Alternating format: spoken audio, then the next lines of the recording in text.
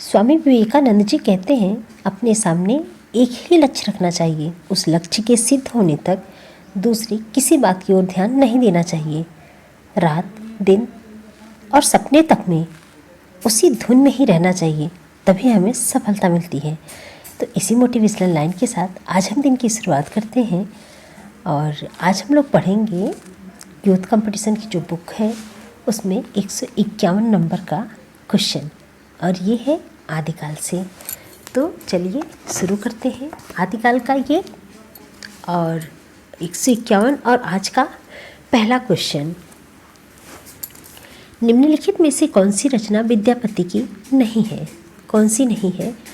ए Kirtilata, B पदावली, सी ए कीर्ति पताका, B पदावली, सी कीर्तिलता और डी जयमंग जसचंद्रिका। तो विद्यापति की कौन सी नहीं है? तो कीर्तिलता भी है, कीर्ति पताका भी है और पदावली भी है, लेकिन जयमंग जसचंद्रिका ये इनकी रचना नहीं है। ये किसकी है? ये मधुकर कवि की रचना है। तो इसमें जो सही है वो क्या है? Number D. जयमंग जसचंद्रिका विद्यापति की रचना नहीं है, बल्कि यह मधुकर भट्ट की रचना है। कीर्तिलता, कीर्ति पताका एवं पदावली ये विद्यापति की रचनाएं हैं।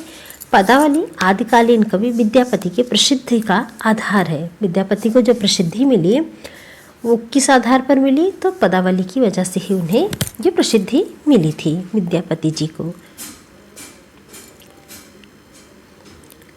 आगे देखते हैं, दूसरा क्वेश्चन है विशल देव रासु के रचनाकार कौन है? विशल देव रासु के रचनाकार कौन है? नरपतिनाल है, चंद्रवरदाई है, या सी धनपाल है, या फिर डी है जयानक। तो कौन है? इसमें जो सही है विशल देव रासु के जो रचनाकार हैं वो नरपतिनाल जी हैं। आगे भी रचनाकार देख लेते हैं। चंद्रवरदाई किसकी रचना है? तो चंद्रवरदाई पृथ्वीराज रासो, धनपाल का भविष्यत कहा, जयानक का पृथ्वीराज विजय। आगे है विद्यापति किसके आश्रित कवि थे? किसके आश्रित कवि थे विद्यापति? ये बताना है। तो किसके आश्रित कवि थे? इसमें राज सिंह, नर सिंह, शिव सिंह या कीर्ति सिंह। तो ये किसके आश्रित कवि थे? तो नंबर सी, शिव सिंह के आश्रित कवि थे। विद्यापति तिरहुत के राजा शिव सिंह के आश्रित कवि थे। आचार्य शुक्ल ने अपने इतिहास ग्रंथ हिंदी साहित्य का इतिहास में लिखा है कि विद्यापति संवत 1460 ईस्वी में तिरहुत के राजा शिव सिंह के यहाँ वर्तमान में थे। आगे है चौथे नंबर का क्वेश्चन है पृथ्वीराज किसके प्रति अनुरुक्त था? पद्मिनी के, या बी कमलनी के, संयोक्ता के, या फिर चंद्रिका के। तो पृथ्वीराज किसके प्रति अनुरुक्त था? तो वो सी संयोक्ता के प्रति। पृथ्वीराज संयोक्ता के प्रति अनुरुक्त था। पृथ्वीराज की वीरता तथा प्रणय कथा को आधार मानकर चंद्रवरदाई ने पृथ्वीराज रासो नामक महाकाव्य की रचना की, जबकि पद्मिनी जयश्री कृति पद्मावत की नायिका थी। पद्मिनी पद्मावत की नायिका थी। पद्मावत किसकी थी? तो जयश्री की थी। आगे पांचवा नंबर का क्वेश्चन है नाथ संप्रदाय में हठ योग का अर्थ क्या है? कठिन साधना है, अड़ी योग साधना है, हठ पूर्व योग है, या फिर हा का अर्थ सूर्य और ठा का अर्थ चंद्रमा, ये दोनों है। तो इसमें यही सही होगा, हा का अर्थ सूर्य और ठा का अर्थ चंद्रमा, यही दोनों सही है। आगे है निम्नलिखित में से किसका संबंध सिद्ध साहित्य से नहीं है? सरहपा का नहीं है, कुकुरपा का नहीं है, सबरपा का नहीं है, या फिर गोपी चंद जी का नहीं है।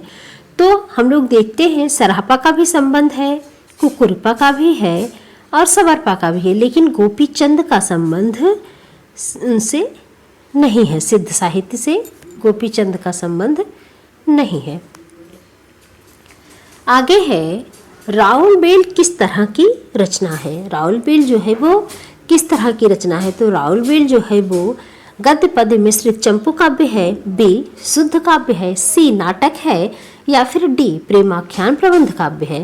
तो इसमें कौन सा सही हो जाएगा? तो इसमें जो सही होगा वो है ए गद्य पद्य मिश्रित चंपू। जो राउल बेल है वो गद्य पद्य मिश्रित चंपू कृति है और इसके रचनाकार कौन है? तो रोड़ा कवि है। और ये कैसी कृति है? तो ये शिलांकित कृति है।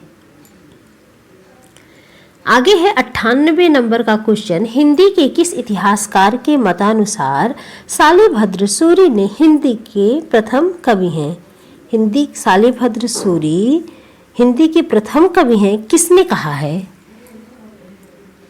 गणपति चंद्रगुप्त ने, डॉक्टर नगेंद्र ने, डॉक्टर रामकुमार वर्मा ने या फिर डॉक्टर धीरेन्द्र ने? तो किसने कहा है कि शालिभद्र सूरी हिंदी के प्रथम कवि हैं? ये किसने कहा है? तो नंबर ए, डॉक्टर गणपति चंद्र गुप्त जी ने। और भी हम देख लेते हैं। राहुल सांकृत्यायन प्रथम कवि, सरापा को मानते हैं। डॉक्टर रामकुमार वर्मा स्वयंभू को मानते हैं। शिव सिंह सेंगर पुष्ट या पुंड को मानते हैं। और हजारी प्रसाद द्विवेदी जी किसे मानते हैं? अब्दुल रहमान या अद्धमाड़ को मानते हैं। तो हजारी प्रसाद द्विवेदी अब्दुल रहमान को मानते हैं। अगला क्वेश्चन है, प्राकृत की अंतिम अपभ्रंश अवस्था से ही हिंदी साहित्य का आविर्भाव माना जाता है। इन दिनों जैसे गाथा कहने से प्रकृति का बोध होता था, वैसे ही दोहा या दुहा कहने से अपभ्रंश या प्रचलित काव्य भाषा पद्य समझा जाता है। यह कथन किसका है? ए, सुनीत कुमार चटर्जी, बी, रामचंद्र शुक्ल, सी, Hazari Prasad Dwivedi, D, George Gierson. इसमें सही कौन सा है? तो इसमें जो सही है वो है बी, रामचंद्र शुक्ल जी। प्राकृत की अंतिम अपभ्रंश अवस्था से ही हिंदी साहित्य का आविर्भाव माना जाता है। इन दिनों जैसे गाथा कहने से प्रकृति का बोध होता था, वैसे ही दोहा या दुहा कहने से अपभ्रंश का या प्रचलित काव्य भाषा का पद्य समझा जाता था। यह कथन शुक्ल जी का है। 60 नंबर का क्वेश्चन है, निम्नलिखित में से कौन सा कवि आदिकाल से संबंधित नहीं है? तो कौन से कवि हैं जो आदिकाल से संबंधित नहीं है? ए, आमिर खुसरो जी हैं, या बी, विद्यापति, सी, हेमचंद्र, या फिर डी, गदाधर भट्ट। तो इसमें से कौन आदिकाल के कवि नहीं है? तो हम लोग जानते हैं आमिर खुसरो, विद्यापति, हेमचंद्र, ये सब जो हैं वो आदिकाल के कवि हैं, जबकि गदाधर भट्ट जी ये आदिकाल के कवि नहीं हैं। ये किसके अंतर्गत आते हैं? तो भक्तिकाल के अंतर्गत आते हैं। गदाधर भट्ट कवि आदिकाल से संबंधित नहीं है। ये दक्षिण के ब्राह्मण थे। कौन? गदाधर भट्ट जी जो थे वो दक्षिण के ब्राह्मण थे और तेलंग देश आंध्र प्रदेश के हनुमानपुर से उत्तर भारत आए थे। आंध्र प्रदेश के हनुमानपुर से कहाँ? उत्तर भारत आए थे। इनके जन्म का समय ठीक से नहीं पता चलता, पर यह बात प्रसिद्ध है कि श्री चैतन्य महाप्रभु को भागवत सुनाया करते थे। ये जो थे वो किसको? श्री चैतन्य महाप्रभु जी को क्या? भागवत सुनाया करते थे। और गदाधर भट्ट ब्रजभाषा के सुप्रसिद्ध कवि थे। गदाधर भट्ट जी जो हैं वो किसके सुप्रसिद्ध कवि थे? तो ब्रजभाषा के सुप्रसिद्ध कवि थे। ये भक्ति काल के अंतर्गत गौड़ीय संप्रदाय के प्रमुख कवि थे। किसके? तो भक्ति काल के अंतर्गत जो गौड़ीय संप्रदाय है उसके ये क्या थे? प्रमुख कवि थे। जबकि आमिर खुसरो, विद्यापति और हेमचंद्र ये आदिकाल से संबंधित थे। आगे है 61 नंबर का क्वेश्चन कि निम्नलिखित में से कौन सा कवि रासो ग्रंथकार नहीं है?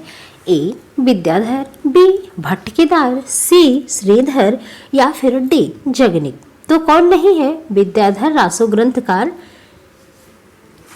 ग्रंथकार नहीं है। तो कौन नहीं है? विद्याधर जो है ये नहीं है। जबकि भट्टकेदार और श्रीधर, जगनी ये रासो साहित्य के प्रमुख कवि माने जाते हैं। जगनिक ने परमाल रासो आलाखंड, श्रीधर ने रणमल छंद की तथा भट्टकेदार ने जयचंद प्रकाश की रचना की थी। आचार्य शुक्ल ने रासो साहित्य का उल्लेख वीर गाथा काल के अंतर्गत किया है। 62 नंबर का क्वेश्चन है, भला हुआ जो मारिया बहड़ी मेहरा कंतो, यह पंक्ति किसकी है? अब्दुल रहमान की, हेमचंद्र की, दामोदर शर्मा की, या फिर भट्टकेदार जी की? तो ये किसकी है? हेमचंद्र की है।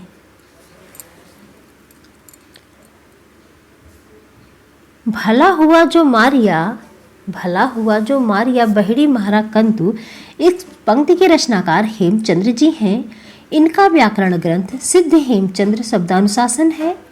इनकी महत्वपूर्ण जो पुस्तकें हैं वो हैं कुमार पाल चरित, योग शास्त्र, प्राकृत व्याकरण, छंदोनुशासन और देशी नाम माला कोश। ये क्या है? हेमचंद्र की प्रमुख पुस्तकें हैं। अगला है, चंद्रवरदाई को हिंदी का प्रथम महाकवि किसने माना है? चंद्रवरदाई जी को हिंदी का प्रथम महाकवि किसने माना है? रामचंद्र शुक्ल ने, हजारी प्रसाद द्विवेदी ने, डॉक्टर राम कुमार वर्मा ने या नगेंद्र ने? तो किसने माना है? रामचंद्र शुक्ल जी ने चंद्रवरदाई को हिंदी का प्रथम महाकवि माना है।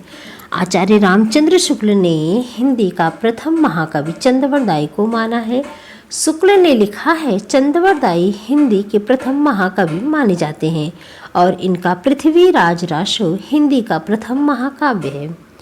डॉक्टर राम कुमार वर्मा अपभ्रंश के प्रथम कवि स्वयंभू को मानते हैं और कहते हैं कि ये हिंदी के प्रथम कवि हैं। आगे है, पृथ्वीराज रासो को हिंदी का प्रथम महाकाव्य कहने वाले आलोचक हैं। तो कौन है? हजारी प्रसाद द्विवेदी जी हैं, नामवर सिंह जी हैं, रामचंद्र शुक्ल हैं या फिर रामविलास शर्मा जी हैं।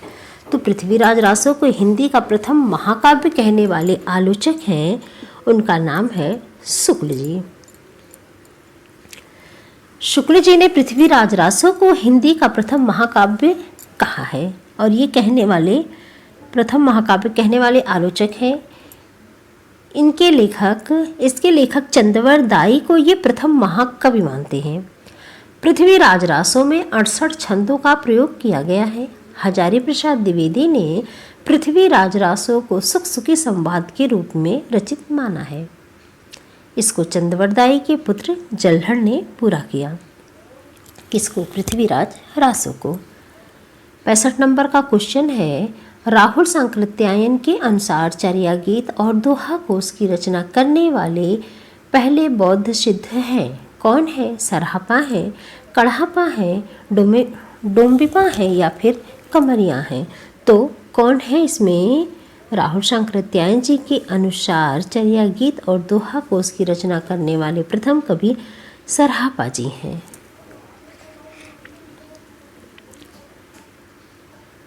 राहुल सांकृत्यायन के अनुसार चर्या गीत और दोहा कोश की रचना करने वाले प्रथम बौद्ध सिद्ध सरहपा है।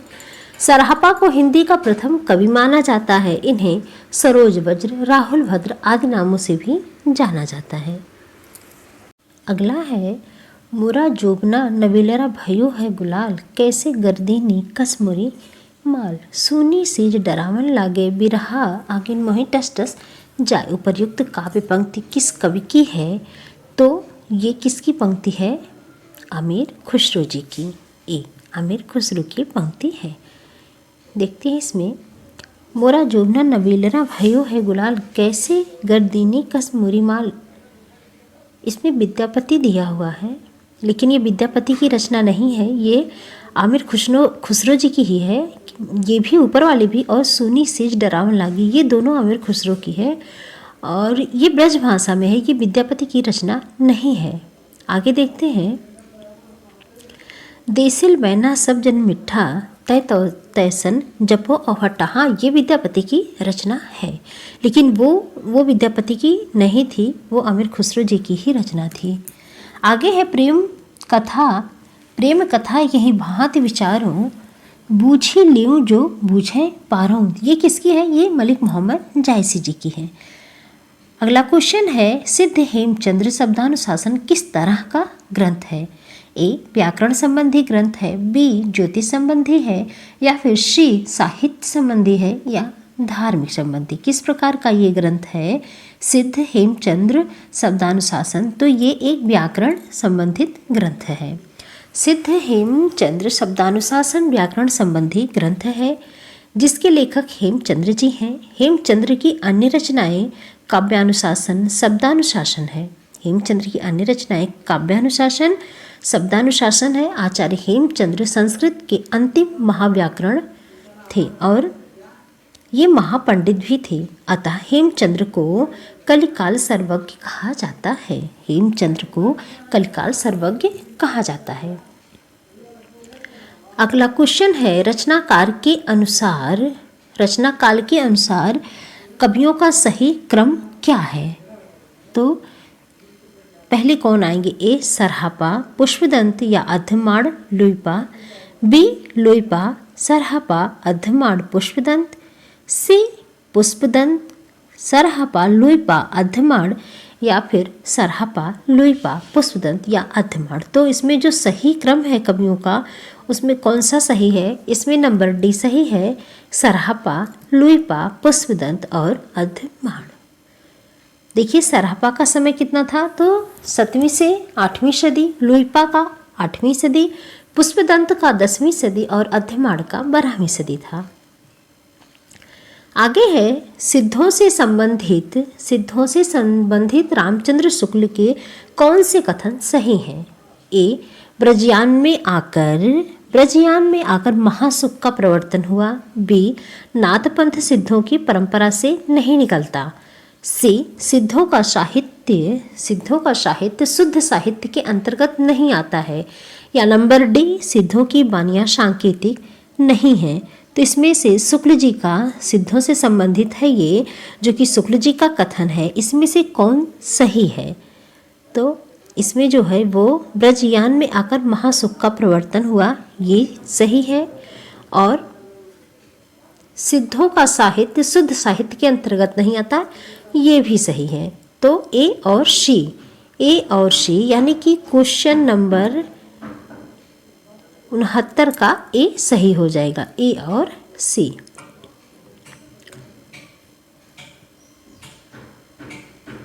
आगे दिया हुआ है, निम्नलिखित काव्य पंक्तियों को उनके रचनाकारों के साथ सुमेलित कीजिए।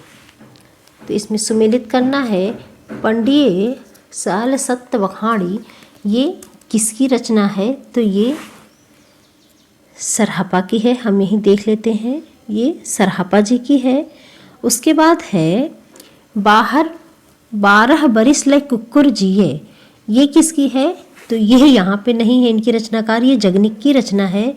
तो यहाँ पे हमको देखना पड़ेगा, यहाँ जगनिक जी की है, और ये अच्छे से नहीं यहाँ पे आया है, क्या दिया गया है?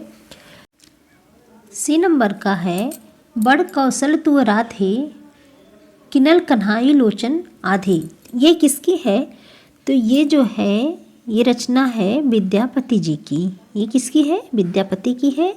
और फिर नंबर डी है, छाती ओछा जाति ओझा पाती ओझा ओझा जन्म हमारा, ये किसने कहा है? तो ये रैदास जी का है। रैदास जी कहाँ पे है? यहाँ पे है रैदास जी।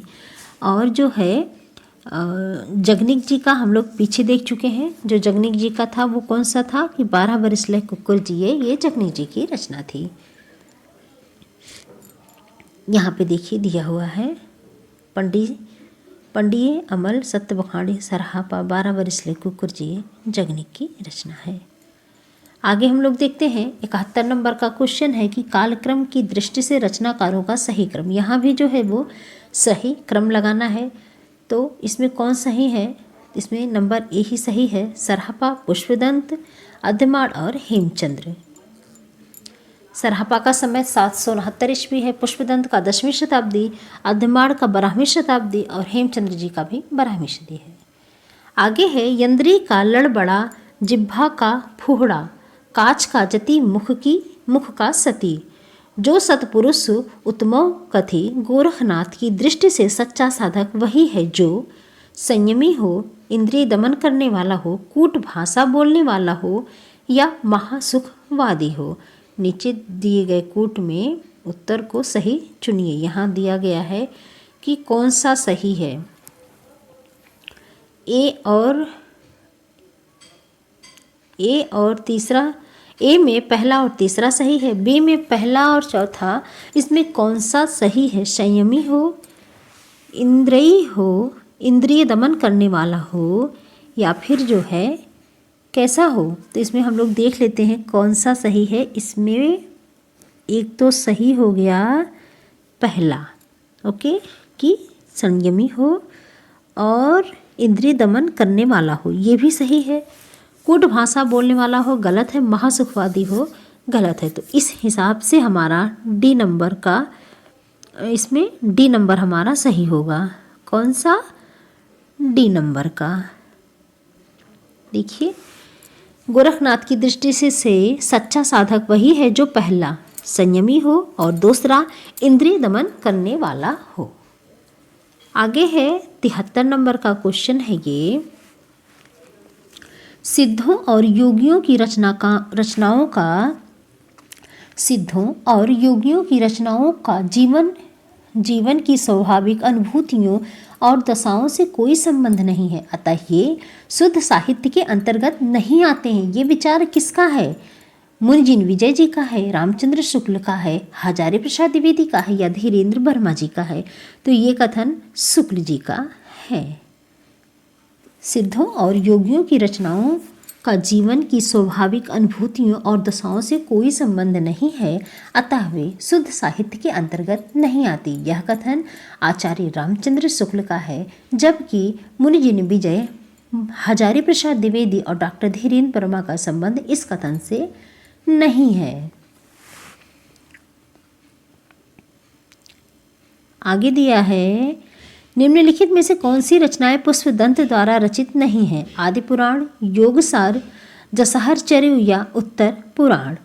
तो इसमें देखिए, यही देख लेंगे हैं आयोग ने इसको क्या माना था, समान अंक दिए थे आयोग ने इसे, क्योंकि पुष्पदंत की प्रमुख रचनाएं हैं 63 महापुरुष, गुणालंकार, रायकुमारचर्य, जसहरचर्य। पुष्पदंत ने अपने काव्य में चौपाई छंद का प्रयोग किया है। पुष्पदंत को हिंदी का भवभूति कहा जाता है।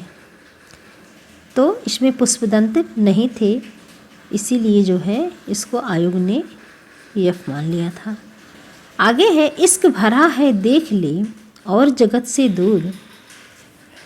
इश्क भरा है देख ले और जगत से दूर, एक अचंभा हमने देखा देहरी का नासूर। आमिर खुसरो की उपरयुक्त पहेलियों में से इसका क्या तात्पर्य है? ये क्या है? आमिर खुसरो जी की पहेली है और इस पहेली का क्या अर्थ है, इसका क्या तात्पर्य है, इसका क्या अभिप्राय है?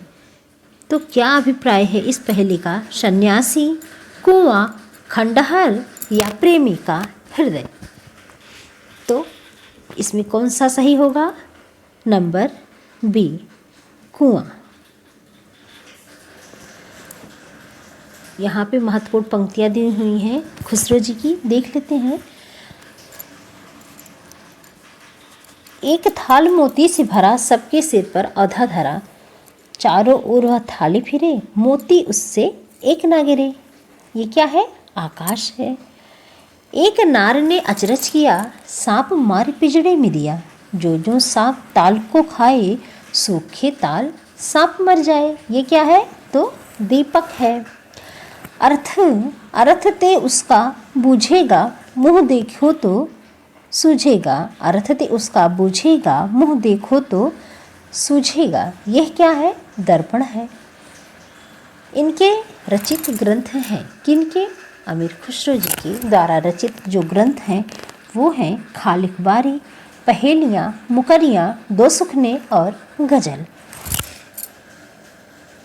अगला क्वेश्चन है, सखी पिया को जो मैं न देखूं तो कैसे काटूं अंधेरी रतियाँ।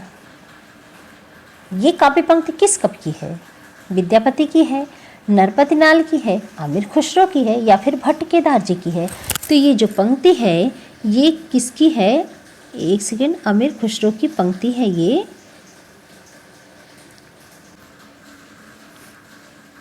आमिर खुसरो की पंक्ति है।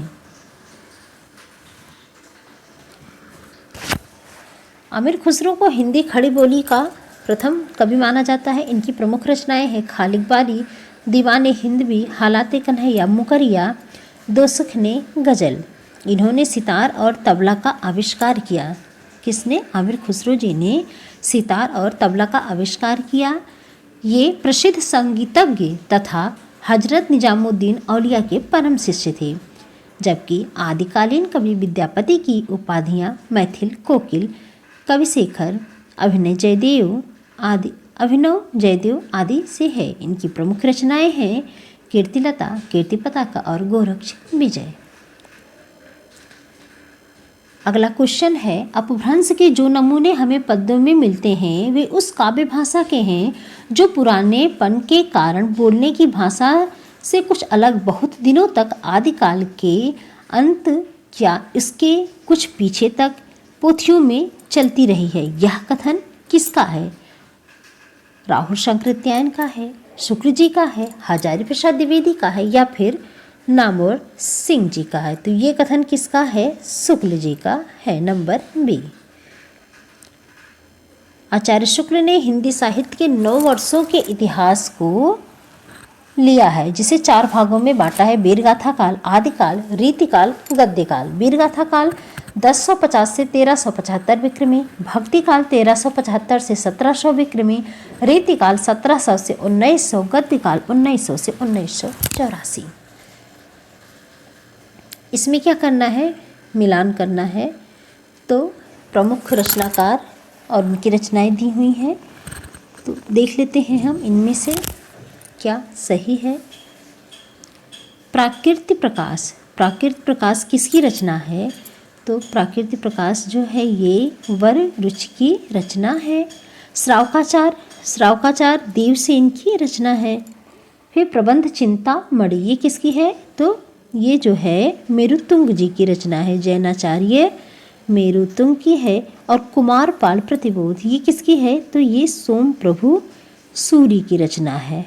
ओके, और हेमचंद्र जी बच गए। हेमचंद्र जी की रचना है कुमारपाल चरित। कुमारपाल चरित हेमचंद्र की है, जबकि कुमारपाल प्रतिबोध ये किसकी है? तो ये सोम प्रभु सूर्य जी की है। और कुमारपाल चरित हो जाए तो वो हेमचंद्र जी की रचना हो जाएगी। प्रतिबोध सोम प्रभु सूर्य की है, तो हम यहाँ से कनेक्ट कर लेंगे प्रति और प्रभु, सोम प्रभु प्र और चरित, तो चरित में हम हेमा मालिनी को देख लेंगे कि हेमचंद्र। ओके, कुमारपाल चरित तो हेमचंद्र, हेम से हम याद कर लेंगे हेमा से। और तो इसमें कौन सा सही होगा? तो ए में ए का दूसरा, बी का पहला, तो इसमें जो है पहला ही सही हो जाएगा। ए नंबर का सही हो जाएगा। प्राकृतिक प्रकाश वरिरुचि की रचना है। श्रावकाचार देवसेन की है। प्रबंध चिंतामणि जैनाचार्य मेरुतुंग की है। कुमारपाल प्रतिबोध सोम प्रभु सूर्य की है, जबकि कुमारपाल चरित हेमचंद्र जी की रचना है। 89 नंबर का क्वेश्चन है, निम्नलिखित में से कौन सा रासो काव्य नरपति नाल द्वारा रचित है? नरपति नाल द्वारा कौन सा जो है काव्य रचित है? विशलदेव रासो है, परमाल रासो है, खुमान रासो है या फिर पृथ्वीराज रासो है? तो नरपत नाल की कौन सी रचना है? विशलदेव रासो। अगला क्वेश्चन है, निम्नलिखित में से नाथ साहित्य की कौन सी विशेषता नहीं है? तो कौन सी विशेषता नहीं है? रामायण तथा महाभारत से संबंधित कथाओं का साहित्य में समावेश, ये या फिर चित्त शुद्धि और सदाचार में आस्था, नंबर सी गुरु महिमा और नंबर डी उलटवासियाँ। तो इसमें कौन सी विशेषता नहीं है? तो नंबर ए रामायण तथा महाभारत से संबंधित कथाओं का साहित्य में समावेश, ये विशेषता नहीं है। जबकि अन्य विकल्प हैं जैसे कि चित्त शुद्धि और सदाचार में आस्था, गुरु महिमा, उलटवासियाँ नाथ साहित्य की विशेषता है। नाथ साहित्य उत्तर पश्चिम भारत का एक धार्मिक ग्रंथ है। इसके आराध्य शिव है। यह हठ योग की साधना पद्धति पर आधारित पंथ है। इसके संपादक गोरखनाथ माने जाते हैं। आगे है, पीछे लगा जाए था लोक वेद के साथ, पीछे लगा जाए था लोक वेद के साथ, आग थे सतगुर मिल्या दीपक दिया हाथ। उपरयुक्त पंक्ति में कबीर क्या कहना चाहते थे? तो इसमें क्या कहना चाहते थे? लोक और वेद का अनुकरण करने के कारण मैं परम तत्व से दूर था, ये, या फिर नंबर बी लोक और वेद की रूढ़िवादिता ने परम तत्व के अभिज्ञान का मार्ग प्रशस्त किया था ये, या फिर नंबर सी कि सतगुरु के ज्ञान रूपी प्रकाश में मैंने परम तत्व का साक्षात्कार किया, या फिर नंबर डी सतगुरु ने दीपक थमाकर संसार में भटकने के लिए छोड़ दिया। तो इसमें कौन सा सही है?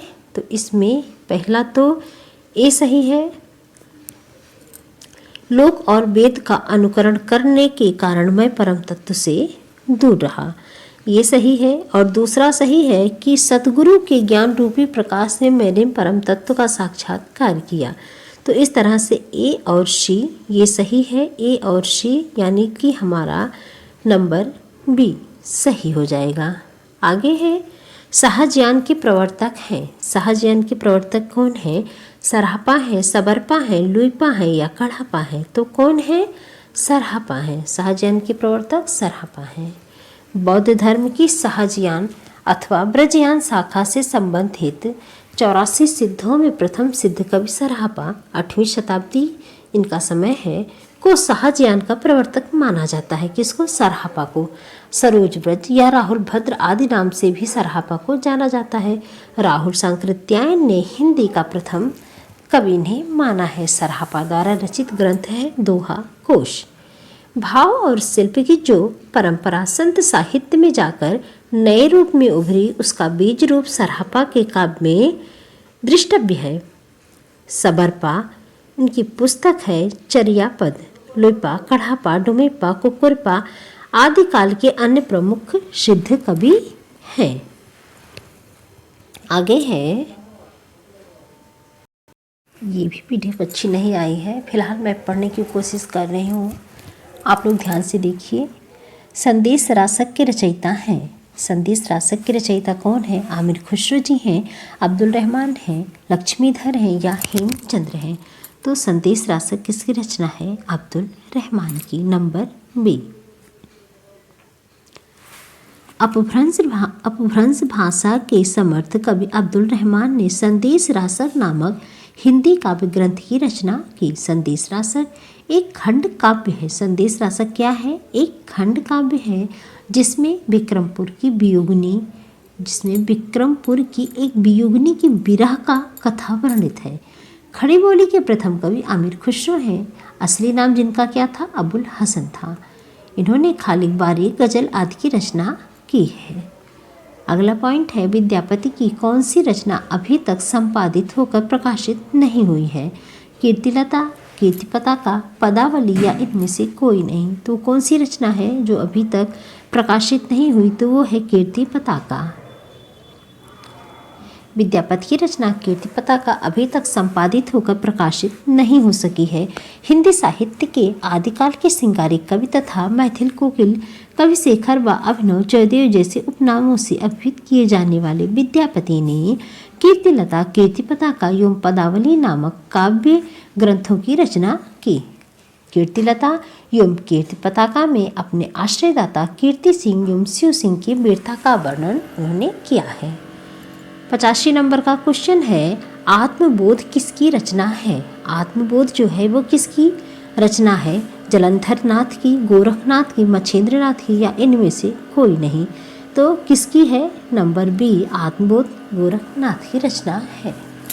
आत्मबोध नामक ग्रंथ की रचना नाथ संप्रदाय के प्रवर्तक गोरखनाथ ने की है।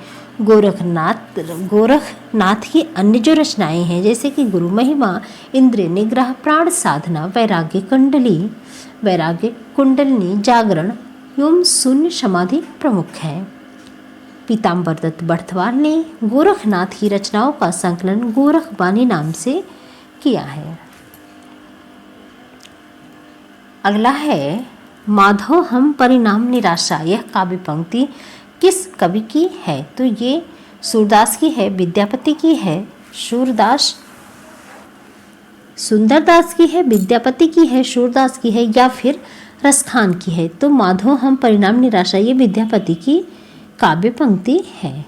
माधव हम परिणाम निराशा काव्य पंक्ति आदिकालीन कवि विद्यापति की है। विद्यापति बिहार प्रांत के दरभंगा जिले के बिपसी नामक गांव में निवास करते थे। इनके गुरु का नाम पंडित हरि मिश्र था। इनके द्वारा रचित ग्रंथ है कीर्तिलता, कीर्ति पताका, अवहट्ट तथा पदावली, मैथिली आदि। बच्चन सिंह ने इन्हें जातीय कवि कहा है। कीर्तिलता, कीर्ति पताका तथा पदावली ये विद्यापति की रचना है और बच्चन सिंह ने इन्हें क्या कहा है, तो जातीय कवि कहा है।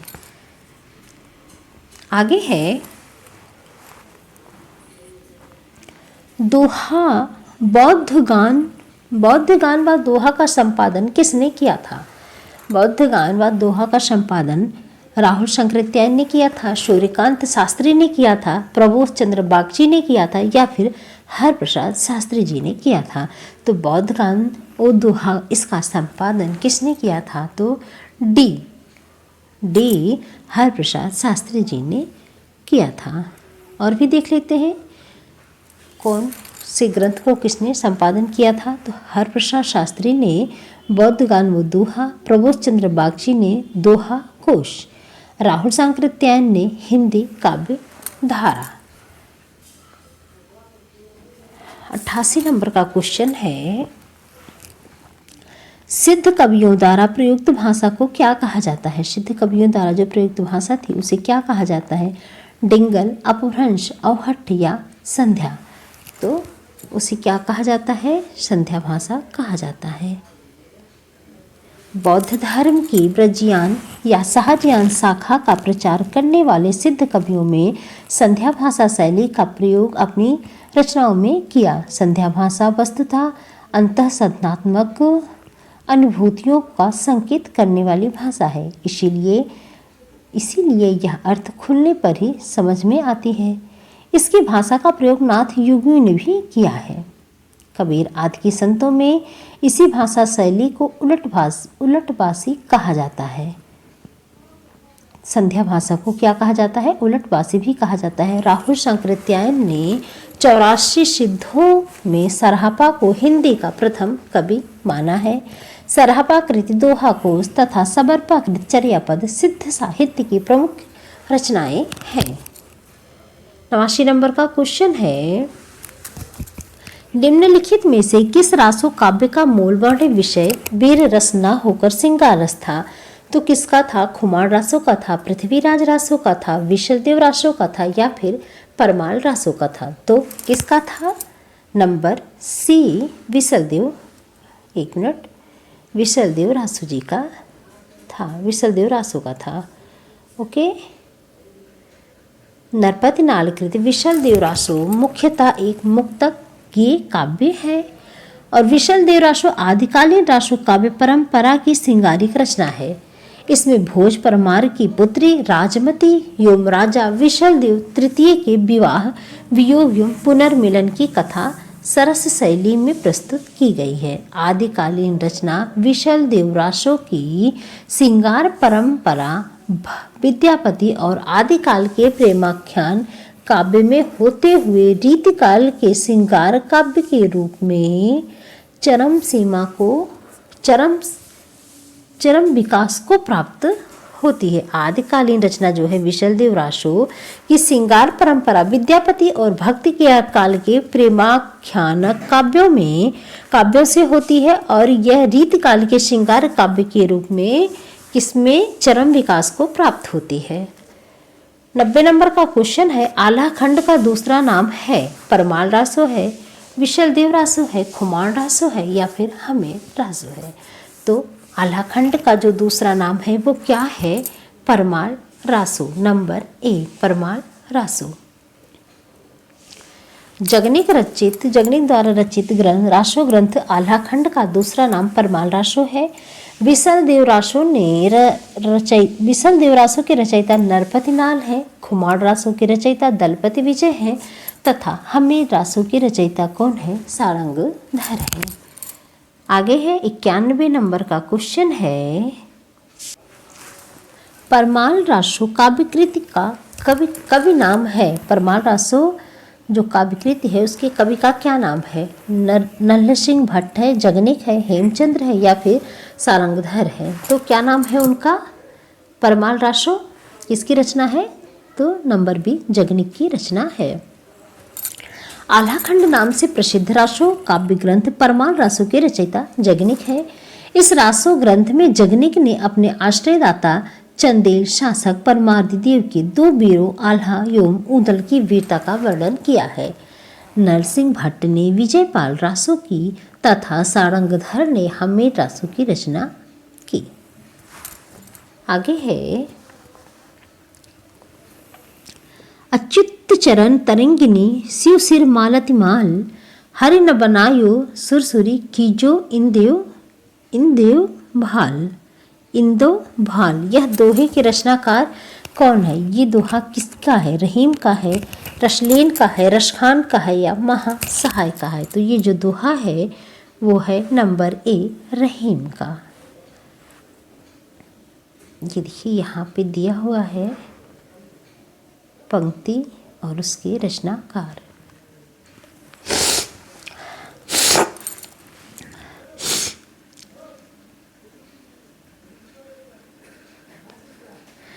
अच्युत चरण तरंगिनी शिव सिर मालति माल हरि न बनायो सुरसरी कीजो इंदो भाल। ये किसकी है? तो रहीम दास जी की है। आगे है ब्रह्मा में ढूंढियो पुरानन गानन विदरिया सुनी चौगुने चायन। ये किसकी रचना है? तो ये रशखान की है। कत दिखाई कामनी दई दामन को यह बाह थर थर सो तन फिरे फर फरात धन माँ। यह किसकी है? तो ये पंक्ति है उनकी रशलेन जी की है। आगे है वृंदावन विहरत फिरे राधानंद किशोर नीरद दामनी जान संग बोले डोले और। यह किसकी है? तो ये राम सहाय जी की पंक्ति है। 93 नंबर का क्वेश्चन है कि पंडित चंद्रधर शर्मा गुलेरी ने किसको पुराने हिंदी का प्रथम कवि स्वीकार किया है? सरहपा को, स्वयंभू को, राजा मुंज को या फिर पुष्पदंत जी को? तो गुलेरी जी ने किसको पुराने हिंदी का प्रथम कवि स्वीकार किया है? तो नंबर सी राजा मुंज जी को स्वीकार किया है। राजा मुंज को चंद्रधर शर्मा गुलेरी ने पुरानी हिंदी का प्रथम कवि माना है तथा 20वीं सदी के अंतिम चरण को हिंदी साहित्य के प्रारंभिक चरण के रूप में स्वीकार किया। पंडित चंद्रधर शर्मा कहानीकार थे। क्या थे? कहानीकार थे। उसने कहा था बुद्धू का कांटा एवं सुखमय जीवन। ये गुलेरी जी द्वारा लिखी गई श्रेष्ठ कहानियां हैं। उसने कहा था कहानी 1915 ईस्वी में सरस्वती पत्रिका के रूप में प्रकाशित हुई। कौन सी? उसने कहा था। कब प्रकाशित हुई? तो 1915 में। कौन सी पत्रिका थी? तो सरस्वती पत्रिका में। 94 नंबर का क्वेश्चन है, इसमें क्या करना है? तो रचना एवं रचनाकारों को मिलाना है। तो चलिए मिला लेते हैं। विजय सेन सूरी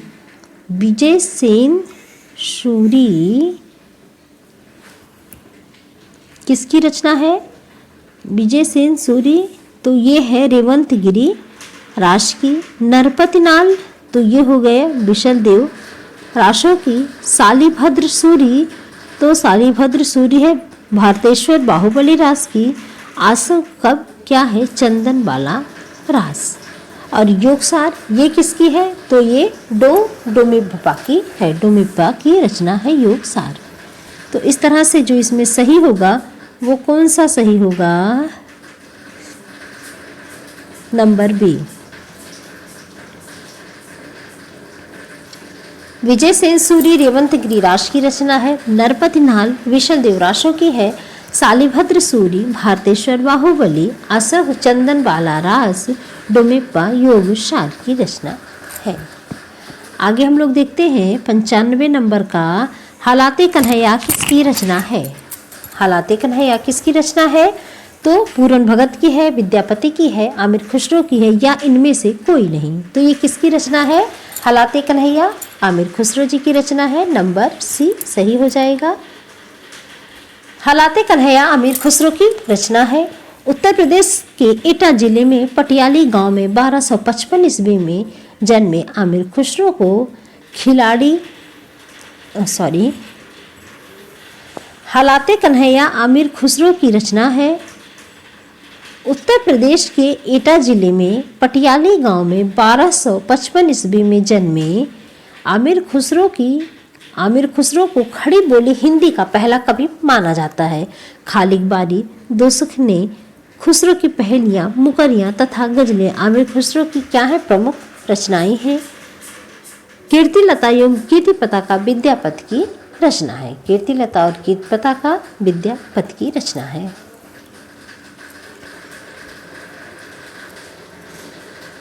छियानवे नंबर का है।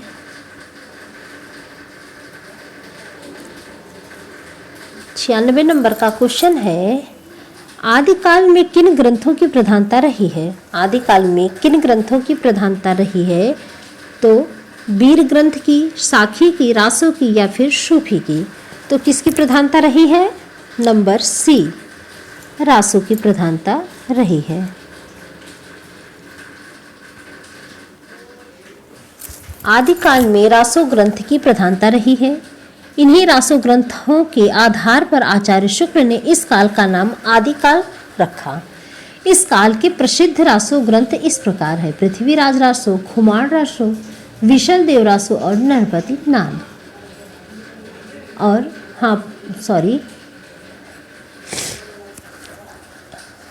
आदिकाल में रासो ग्रंथ की प्रधानता रही है। इन्हीं रासो ग्रंथों के आधार पर आचार्य शुक्ल ने इस काल का नाम आदिकाल रखा।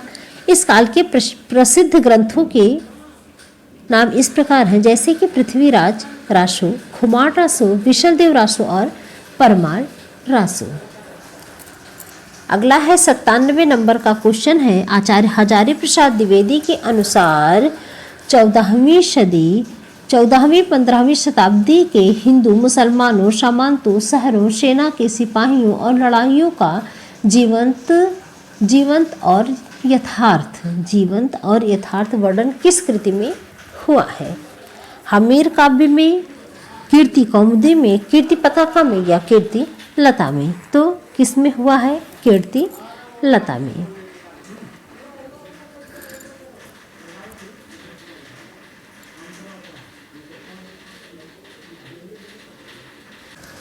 आचार्य हजारी प्रसाद द्विवेदी के अनुसार 14वीं-15वीं शताब्दी के मुसलमानों, सामंतों, शहरों, सेना के सिपाहियों और लड़ाइयों का जीवन और यथार्थ वर्णन विद्यापति कृति कीर्ति लता में है। 98 नंबर का क्वेश्चन है कि विशल देव रासो ने किस शैली का प्रयोग किया था। विशल देव रासो ने किस शैली का प्रयोग किया था। श्रृंगारिक, आख्यान, गेय या प्रबंध। तो किसका प्रयोग किया था। नंबर सी, गेय का प्रयोग किया था इन्होंने। किसका। गेय का।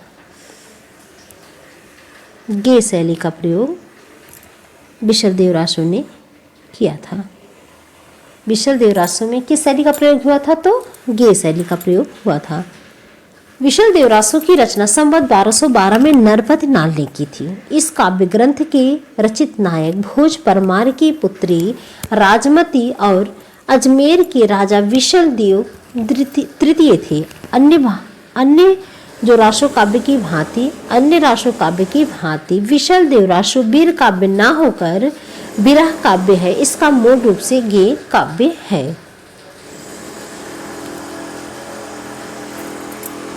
अगला क्वेश्चन है, जयमयंक जसचंद्रिका के रचनाकार का नाम क्या है। तो जयमयंक जसचंद्रिका किसकी रचना है। भट्टकेदार की, नरपति नाल की, नल सिंह की या मधुकर कवि की। तो जयमयंक जसचंद्रिका ये मधुकर कवि की रचना है। जयचंद्र प्रकाश भट्टकेदार की, विशल देव रासो नरपति नाल की, विजयपाल रासो नल सिंह की रचना है। और ये आज का आखिरी क्वेश्चन है। 200 आज हम लोगों ने कंप्लीट कर लिया और कल 201 से देखेंगे। इसमें कुल 345 प्रश्न दिए हुए हैं। तो चलिए, विशल देव रासो कौन है इसके लेखक। विशल देव रासो के तो इसको मिलान करना है नरपति नाल, ए का बी। फिर है पृथ्वीराज रासो इसमें नंबर 4 चंद्रवर दाई। परमाल रासो इनका क्या हो गया? जगनिक। खुमान रासो, खुमान किसकी रचना है? तो दलपति विजय की रचना है। इस तरह से जो हमारा सही हुआ वो है नंबर बी। कौन सा सही हुआ? नंबर बी सही हुआ। तो ये थी आज की वीडियो। आज हम लोगों ने 200 कंप्लीट कर लिया। आप लोगों को वीडियो कैसी लगी ज़रूर कमेंट करके बताइएगा। मिलते हैं नेक्स्ट वीडियो में, तब तक के लिए आप सभी को राधे राधे।